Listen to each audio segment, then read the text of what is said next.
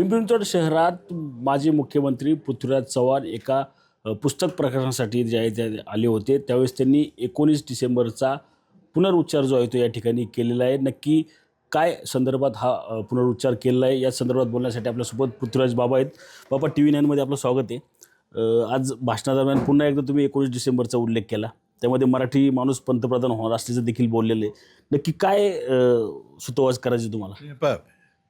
19 डिसेंबर ही तारीख आज आंतरराष्ट्रीय व्यासपीठावरती चर्चा चाललेली आहे. अमेरिकेमध्ये याबाबतचा एक विशेष कायदा तिथल्या संसदेने केलेला आहे. स्वतः प्रेसिडेंट ट्रम्पने तो कायदा मान्य केलेला आहे आणि त्यामुळं तिथले काही एका उद्योगपतीचे की जे काही काळे धंदे होते त्याबद्दलची माहिती प्रकट करावी असा संसदेने निर्णय घेतलेला आहे. आणि ते सर्व कागदपत्र 19 नोव्हेंबरपासून एका महिन्याच्या आत म्हणजे 19 डिसेंबरपर्यंत प्रकट होणार आहेत. आणि त्यामध्ये बऱ्याच बड्या लोकांची नावं आहेत. काही लोकांची नावं तर प्रकाशित झालेली आहेत. त्यामध्ये राष्ट्रपती आहेत, पंतप्रधान आहेत, इस्रायलचे पंतप्रधान आहेत, त्यांचं नाव बिल क्लिंटन राष्ट्रपती त्यांचं नाव आहे, इंग्लंडच्या राजपुत्राचं नाव आहे, स्वतः बिल गेट्स मायक्रोसॉफ्टचे उद्योगपती त्यांचं नाव आहे. आणि त्यामुळं त्यातून जर काही माहिती प्रकट झाली तर त्याचा परिणाम होऊ शकतो आपल्या देशाच्या राजकारणावर सुद्धा, असा एक तर्क आहे. आणि जर तो मोठ्या प्रमाणात जर बदल झाला तर मग काहीतरी संदर्भ होतील, त्या संदर्भात मी बोललो होतो. पण आणि काही थोडीशी माहिती आमच्यापर्यंत काही सोशल मीडियाच्या माध्यमातून इंग्लंड अमेरिकेच्या सोर्सेसमधून मिळालेली आहे. पण ती ठोस माहिती 19 तारखेलाच मिळेल. आणि ती माहितीमध्ये काहीही गोष्ट लपवायची नाही अशा कायद्यात तरतूद आहे. त्यामुळे जे काय असेल ते सगळे दिसेल. आजच माहिती मिळाली की 75,000 फोटोग्राफ्स हे प्रकाशित झालेले आहेत. आता ते तपासायलाच किती वेळ लागेल की कोणाकोणाचा फोटो त्यात आहे. 20,000 ईमेल्स प्रकाशित झालेले आहेत. आणि अजून 20 GB डेटा हा 19 डिसेंबरला प्रकाशित होणार आहे. तर त्याबद्दल काही चर्चा आंतरराष्ट्रीय पातळीवर चाललेली आहे. सुब्रमण्यम स्वामींनी काही माहिती केलेली आहे की काही असे फोटो आहेत किंवा काही व्हिडिओ आहेत. तर त्या अनुषंगानं जे अमेरिकेत जी चर्चा आहे त्या चर्चेला पुढं नेत असताना जर काही मोठं घडलं तर मग देशाच्या राजकारणात त्याचे परिणाम होतील असं एक विश्लेषणाचा तर्क आहे. की भाई मी काही कुळबिडात जोशी नाही, त्यामुळे मला काही भविष्य सांगता येणार नाही, पण एक आपला एक अंदाज आहे. बाबा, असं असलं तरी आपण पाहिलं तर तुम्ही एक ट्विट केलं ते या संदर्भात मोठा गदारोळ झाला त्यानंतर. मात्र त्यात तुम्ही एक उल्लेख केला की मराठी माणसाचा देशात अनेक मोठे नेते आहेत. कुठला मराठी माणूस असेल, कुठल्या मराठी माणसाचं नाव पुढे येतं? असं बघा, त्याचा तर्क असा आहे की हे राजकीय विश्लेषण आहे, भविष्य नाही आहे.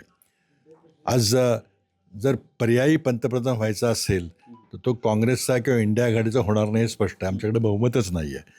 झालं तर भाजपचंच होतील. भाजपमध्ये जे काही पर्याय आहेत त्यापैकी काही पर्याय जे उघड दिसतात आम्हाला, त्यातले मराठी पर्याय शक्यता जास्त वाटते मला, म्हणून मीच बोललो होतो. कोणाची नावं पण तरी तुम्हाला अंदाजे काय वाटतं? नावं घेण्यात काय, तुम्हालाही माहिती आहे कोणाची नावं आहेत ती. त्यामुळे नावं घेणं मी काही योग्य नाही. शेवटी ते ठरवणार आहेत, RSS ठरवणारे कोण होईल ते. तर त्यामुळे त्या अनुषंगाने केलं होतं. पण आता शेवटी 19 तारखेला काही घडेल काही पहिलं पाहिजे. कारण नागपूर असेल किंवा मुंबई इतर असं कसं असेल, मुंबईत तर मला कोण दिसत नाही. नासलं तर नागपूरच असेल ना. आपण गेल्या काही दिवसापासून पाहिलं तर दिल्ली दौरे वाढलेले आहेत महाराष्ट्राच्या नेत्यांमध्ये. शिंदे असतील, फडणवीस असतील, गडकरी यांचे मोठे दौरे जे आहेत ते त्या ठिकाणी सुरू झाले. या तिघांपैकी कोणाचं असेल का? त्या बघा, ते आता त्यांनी दौरे का करावेत, अमित शहाला भेटायचं का पंतप्रधान भेटायचा, त्यांचा अंतर्गत प्रश्न आहे. त्यांच्या महायुतीमध्ये खूप तणाव निर्माण झालेला आहे. तो तणाव सोडवण्याकरता, शांत करण्याकरता, तक्रारीचं निर्मूलन करण्याकरता ते जात असतील तिथं. त्यांना ते सरकार टिकवायचं शेवटी. पण त्यातलं कोणी म्हणजे तुम्ही जे म्हणताय ते काय होईल असं नाही. ते शेवटी RSS ठरवेल काय करायचं ते. वेगळ्या विदर्भासाठी संजय राऊतांनी आज काँग्रेस असेल किंवा भाजपला सुनावलेलं आहे. किती आपटली तरी वेगळा विदर्भ होऊन देणार नाही. काँग्रेस असेल किंवा भाजपला सुनावलेलं आहे. नाही, मला वाटतं तो विषय आता संपलेला आहे. शेवटी महाराष्ट्र हे मोठं राज्य आहे.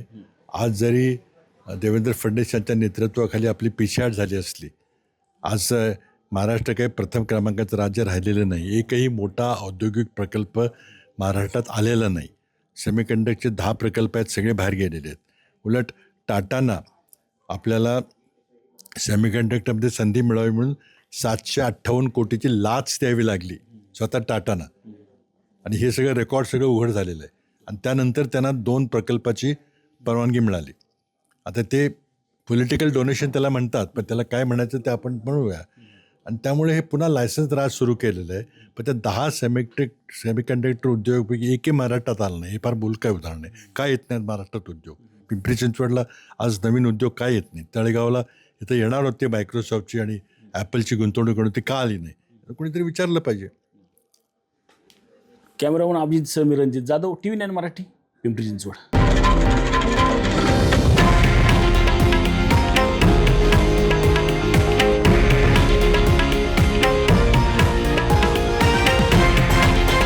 हे आहे देशातील नंबर 1 न्यूज नेटवर्क आणि आपण पाहत आहात TV9 मराठी, एकमेव.